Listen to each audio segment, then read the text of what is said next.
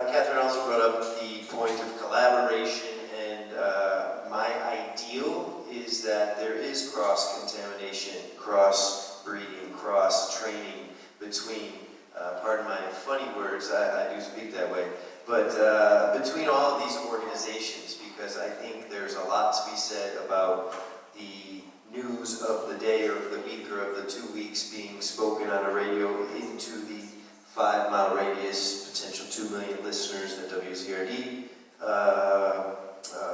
has access to, and vice versa, WZRD telling about their events and so on. But again, please, Sarah, tell us, if you will, a little bit about Ondee Sola QOS.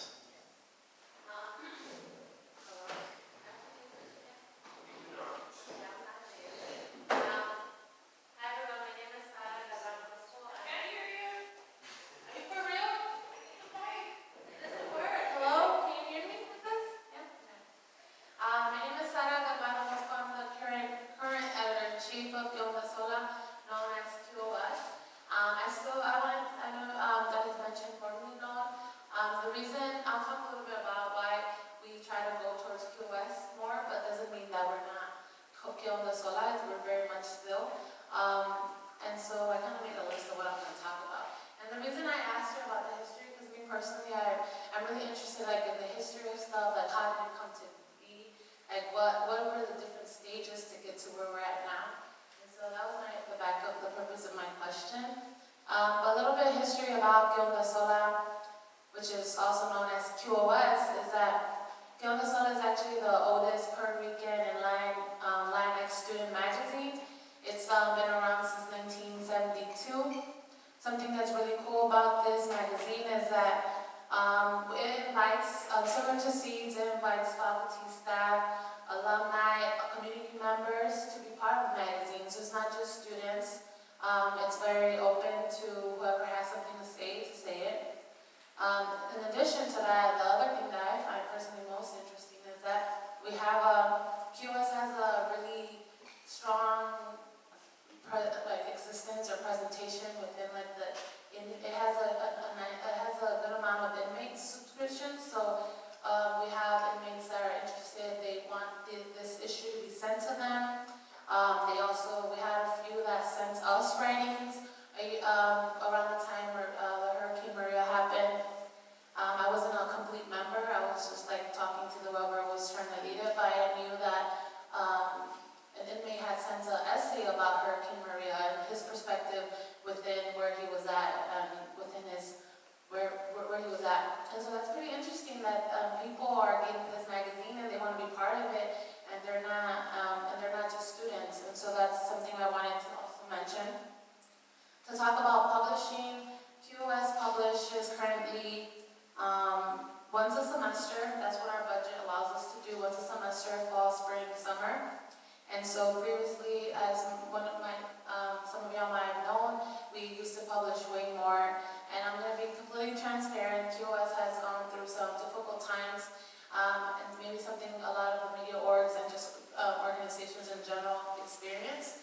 And so I stepped into this position definitely with the goal of being able to transition and we'll have a strong staff and have a committed staff that are passionate and group for QOS, and then being able to transition QOS to the people that come in after us or come in with us.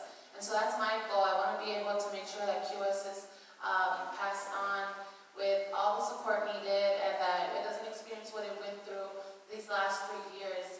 And so this last year, we have this one that's the summer 2018. And then we have this one, which is the summer 2019. So it's a year apart. And so this year, we're having once a semester. We are having meetings already, and we welcome everyone.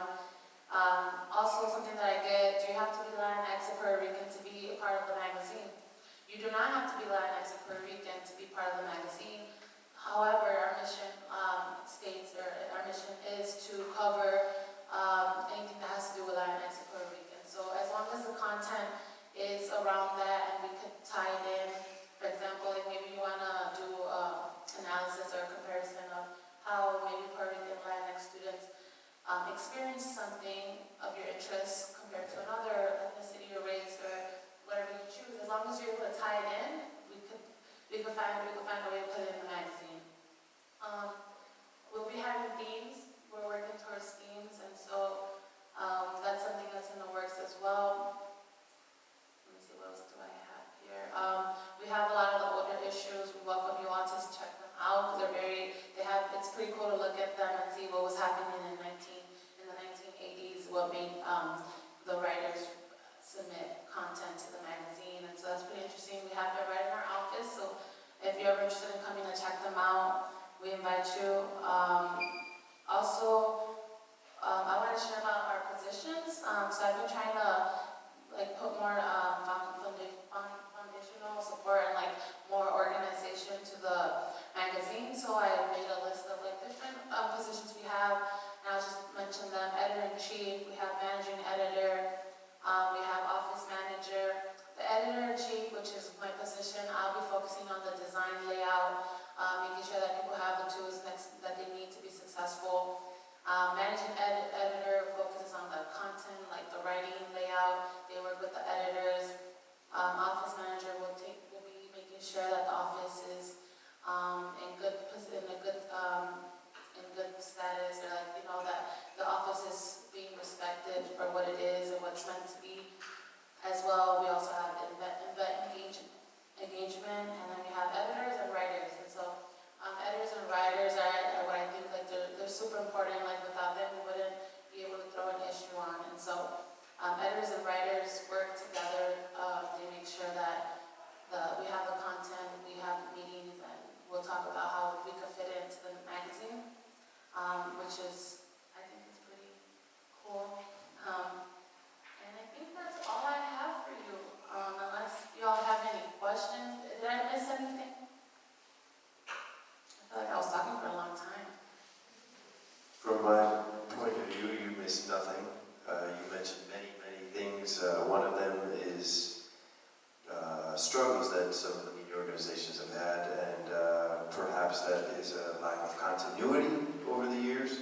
Perhaps that's difficulty in support from Northeastern as a whole. There have been rough times at Northeastern the last several years. There was a budget crisis and transfer of power, and perhaps some poor decisions by those with access to a lot of money. Can I add something too? You may. Okay. I also wanted to bring up how important for me collaboration is. So just Seeds had mentioned, I do want to collab, and either I know that we can get this room filled up next night with the media, which I believe should be sometime soon, or within this semester. And I know that we can get this room filled up with people that want to learn or that are interested. And I also was brand new to this role. I have no idea what I'm doing, so I'm learning, and so I also would appreciate any support that y'all have. Robin, I always go bother her. She ran this thing, she ran both for a while, and I don't know how she did it, but it's pretty amazing. And also what you had mentioned about how we all have voices, but the student media orgs are the ones that have the biggest voices, and we have the ability to to use it in a way where we have funding to project through the even on the radio, on our magazine.